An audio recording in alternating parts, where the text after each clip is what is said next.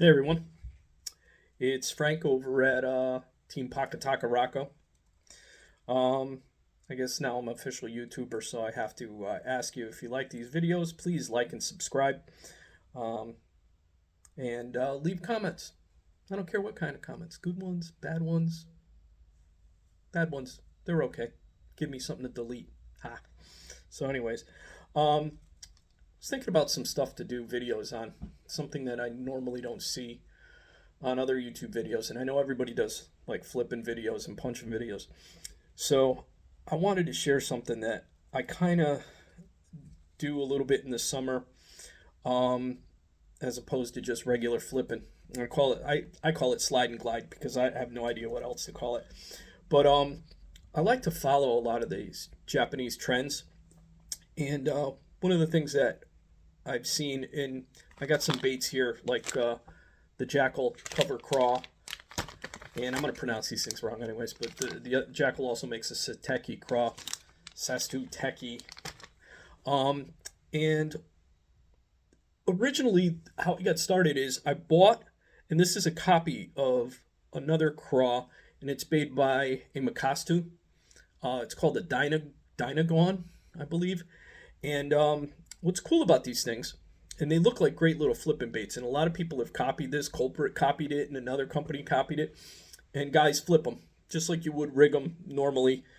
But I want to show you what they're really meant for. So, what these things are meant for is to rig actually backwards and to fish weightless and let it glide down. So it actually looks like a crayfish gliding like they would normally do naturally. Um, what's cool about the Japanese versions is, I mean, and it's hard for me to read. I don't read Japanese, so when I go up on these websites and I find things, sometimes I find them by accident and then try and do Google Translate to understand what they're looking to do with them. Most of them come with different salt contents. So, and that what that does is change the sink rate and the weight of the bait. Um, but I'd like to fish them a little bit different. So I'm going to show you a couple of things here and how to rig them and how I rig a few of these different things. First off, I want to tell you about the hooks. The hook I primarily use for flipping is the Lunker City wide gap Texposer. There's a lot of reasons I like this. First off, I love the bend. See the flat on the backside? Okay, the reason I like that is, I'm going to give you an example. Here's one of these fat flipping tubes, and it's already stuck, so we're going to show you how this goes. This is the 4.0 version. Now, what I love about this hook is when you rig baits normally, as you're flipping, the 4.0 fits in that tube perfect, right to the end, just before you get to the tentacles.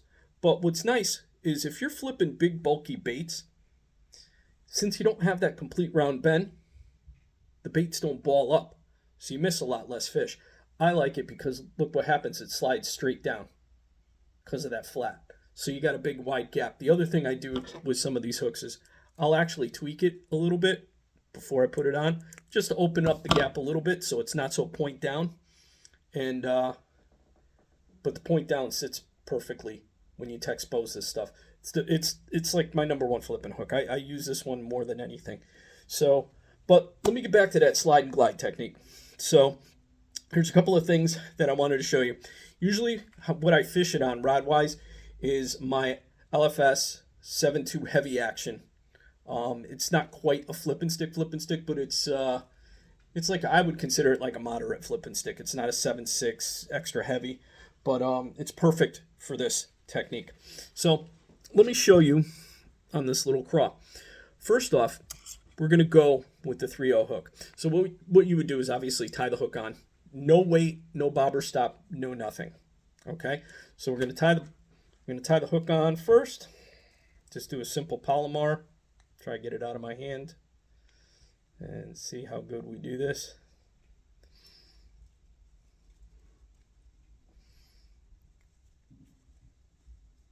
Perfect. Okay, simple Palomar. Now, one of the things I want to mention too on these hooks is the way Lunker City designed them. I want to show you, I don't know if you can really see it. I'll put it up against my shirt so you can see. See this little Z gap here? I call it a Z-gap. I don't know what he calls it, but let me tell you something. That locks baits on. It's amazing, and it doesn't tear them up. So it avoids the bait from slipping down from the eye. So now what I like to do is you take this, and instead of flipping it the normal way, do it in reverse. Okay? Because this is what these things are built for. So just take it, poke it through, slide the bait on over the little Z-glide, and drop it back in the bait. Okay? Now, this isn't the Japanese version, so there is no huge amount of salt content in this one. So this is not going to glide like the Japanese versions do. However, what I like to do is I take these wacky weights from Lunker City. Okay? He makes them in different sizes, 16th, 8th, 3/16, quarter. Now, you can simply peg one if you use the 1/4 ounce. If you want to go light, if you want to go heavy, you can double them up. So you do like 2 quarters, then you'll have a half. What I like to do is you take the bait, right? And I'm just poking it through, okay, on each side of the hook. Okay? Now, in the boat, what I normally do is, so you guys know, is I usually glue these things in just so they don't pop out. And just a little side note, Loctite super glue. The gel, it's the best. So what you end up with is a bait that looks like this. Okay? Now, when you're flipping it, I know it looks a little wacky, but you can pitch this docks, around pads. It's amazing in wood. And basically, it's gliding back just like a crayfish would. It'll also glide and slide. It'll go back and forth. It doesn't necessarily spin like a tube would, but you can pitch it and glide it under things. Almost like the old flying fish. So, and then look at that hook gap. When you set the hook, you got plenty of room there to hook fish. Let me show you some of the other baits. I mean, that's just one of them. But this is your cover craw, which is built for that. Now, I've caught quite a few fish on this thing. I kind of like this one better.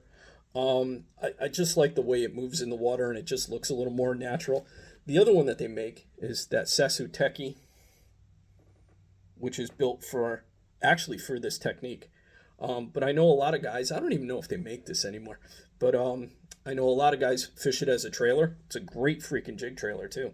So something to think about. But you can do this technique with just about any kind of bait, and it just gives them a different look.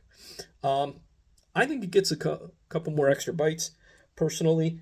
Let me just show you on this. This is another Jackal product. It's called the 5-O's. I don't know. I bought them a long time ago from Japan.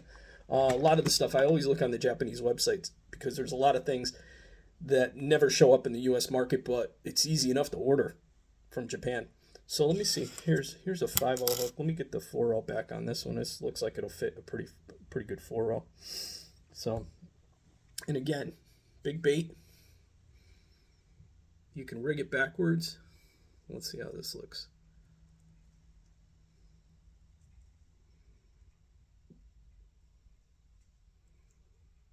Perfect. Look at that. And you just line it up where you want it to come through the bait. Look at that. Perfect. So now think about it. This thing is going to glide back naturally, not drop at an angle with a weight up here. So it's just going to be loose and glide. Now, I've done this quite a bit too in current situations. So like Connecticut River, Hudson River, it actually works really well. Those fish are used to eating things that are, moving in a flow. So I just thought it was a cool trick and something different to try. So yeah, so try your slide and glide. You can get all the components on lunkercity.com. If I can figure out how to put a link in this thing, I'll do that. But like I said, it's real simple. His wide gap Texposers, his Necco Wackies, which you should have these things anyways. This has probably been the best Wacky and Necco weight on the market. You know what I do too? Sometimes I'll paint the little heads, and if you don't like the silver, you can mark them up with a marker, or just powder coat them if you want ahead of time to make them nice and neat. But yeah, try it. It's something to do that's a little different. Might get you a few bites.